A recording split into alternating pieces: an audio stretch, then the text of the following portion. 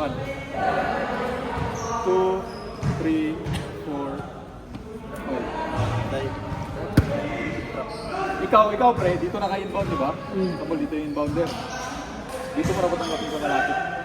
Para yung dalawa kayo. Pabadaanin ko sa gilid. Dito At ba?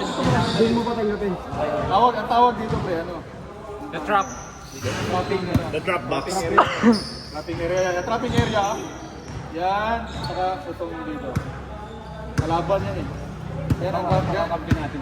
Kakampi natin yan. Yan ang kalaban ng opensa. Pero hindi muna tayo magano dito. Dito lang. Line na natin.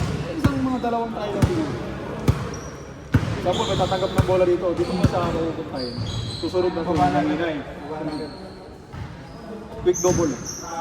Yan yung wala nang sila ginagawang press. Quick double. Weak side. Weak side. Papalitan mo itong dalawa dito. Bali. Sa'yo itong area na ito. Weak side ka. Hindi double sa'yo ito. Ito. Dito.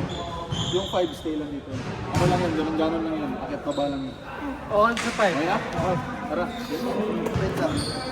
Pensa? Kaya na nila yan. Tawag mo pa ako pensa yan.